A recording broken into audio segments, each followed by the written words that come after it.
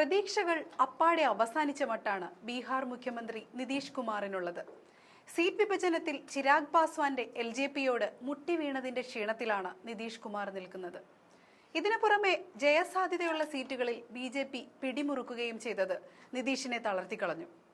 ഇനി ഒരു തിരിച്ചുവരവ് ഇല്ല എന്നതിന്റെ തിരിച്ചറിവിൽ BJPക്കൊപ്പം നിൽക്കുന്ന നിതീഷിനെ കുറിച്ച് യുഗാന്ത്യം എന്നാണ് ബീഹാർ പത്രങ്ങൾ തലക്കെട്ട് നിരത്തുന്നത്.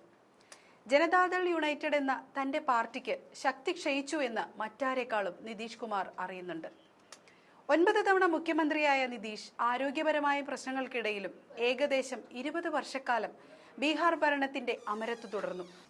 ഈ കാലയളവിൽ അദ്ദേഹം BJP നേതൃത്വത്തിലുള്ള NDAയുമായും കോൺഗ്രസ് ഉൾപ്പെടുന്ന RJD നേതൃത്വത്തിലുള്ള മഹാസഖ്യവുമായും ചേർന്ന് മാറി മാറി ഭരണം നടത്തിയെന്ന് കാണാം. സോഷ്യലിസ്റ്റ് നേതാവായ നിതീഷ് കഴിഞ്ഞ ദശകങ്ങളിൽ ബീഹാറിലെ രാഷ്ട്രീയം നിർവചിക്കുന്നതിൽ നിർണായക പങ്ക് വഹിച്ച നേതാവാണെന്ന് എതിരാളികൾ പോലും സമ്മതിക്കുന്നുണ്ട്. പാർട്ടിയുടെ ശക്തിക്ക് പുറമെ നിതീഷിന്റെ വാക്കുകൾക്കായിരുന്നു ബീഹാറിൽ എന്നും സ്ഥാനം. 2000 മാർച്ച് 3 മുതൽ 10 വരെയുള്ള ചുരുങ്ങിയ കാലയളവിലായിരുന്നു നിതീഷ് ആദ്യം മുഖ്യമന്ത്രി ആയിരുന്നതെങ്കിലും 2005 മുതലാണ് നിതീഷ് ബീഹാർ രാഷ്ട്രീയത്തിന്റെ അച്ചുതണ്ടായി മാറിയത്. 2014-15 കാലഘട്ടത്തിൽ 278 ദിവസത്തേക്ക് അദ്ദേഹം മുഖ്യമന്ത്രി പദത്തിൽ നിന്ന് മാറിയപ്പോൾ പോലും അന്ന് തന്റെ പാർട്ടി സഹപ്രവർത്തകനായ ജിതിൻ റാം മാഞ്ചിയെ സർക്കാർ തലവനായി നിയമിച്ചത് നിതീഷായിരുന്നു.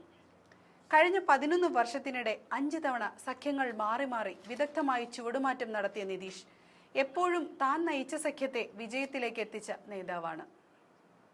അദ്ദേഹത്തിന്റെ ഈ തന്ത്രപരമായ നീക്കമാണ് ബീഹാറിൽ നിതീഷിനെ അനിഷേധ്യനായ നേതാവാക്കുന്നത്. എന്നാൽ ഇക്കുറി ഈ സമവാക്യങ്ങൾ ആകെ മാറിക്കഴിഞ്ഞു.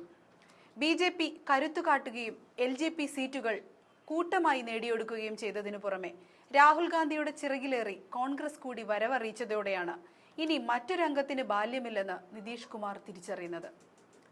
2005-ൽ നിതീഷ് ആദ്യമായി 5 വർഷത്തേക്ക് മുഖ്യമന്ത്രിയായപ്പോൾ 243 അംഗസഭയിൽ ലാലു പ്രസാദ് യാദവിന്റെ RJDക്ക് 75 സീറ്റും JDUവിന് 55 സീറ്റും BJPക്ക് 37 സീറ്റുകളാണ് ലഭിച്ചത്. 2010-ലെ തിരഞ്ഞെടുപ്പിൽ JDU 115 സീറ്റുകൾ നേടി, BJP 91, RJD 22 സീറ്റുകളും നേടി. 2015-ൽ മഹാസഖ്യവുമായി ചേർന്ന് മത്സരിച്ചപ്പോൾ RJD 80 സീറ്റും JDU 71 സീറ്റും നേടി. 2020-ൽ വീണ്ടും BJPയുമായി സഖ്യമുണ്ടാക്കി മത്സരിച്ചപ്പോൾ RJD 75 സീറ്റും BJP 74 സീറ്റും നേടിയപ്പോൾ JDU 43 സീറ്റുകളിൽ ഒതുങ്ങി. നിതീഷിന്റെ തകർച്ചയ്ക്ക് ആക്കം കൂട്ടിയ തെരഞ്ഞെടുപ്പായിരുന്നു അത്. ബീഹാർ ജനസംഖ്യയുടെ 3% കുർമി സമുദായവും 14% യാദവ സമുദായക്കാരുമാണ്. സംഖ്യാപരമായി തന്റെ കുർമി സമുദായം യാദവരെക്കാൾ ചെറുതാണെന്നറിയാമായിരുന്ന നിതീഷ് അതിവിദഗ്ധമായ ഒരു രാഷ്ട്രീയ തന്ത്രം മെനഞ്ഞു. അതീവ പിന്നോക്കക്കാർ, വനിതകൾ, മഹാദളിതുകൾ എന്നിവരിൽ ശ്രദ്ധ കേന്ദ്രീകരിച്ച് അദ്ദേഹം സ്വന്തമായി ഒരു അടിത്തറ പടുത്തുയർത്തി.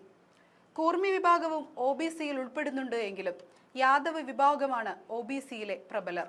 ജനസംഖ്യയുടെ ഏകദേശം 36% വരുന്ന സംസ്ഥാനത്തെ ഏറ്റവും വലിയ തെരഞ്ഞെടുപ്പ് അടിത്തറയായ EBC വിഭാഗങ്ങളുടെ നേതാവായി നിതീഷ് ഉയർന്നു വന്നു.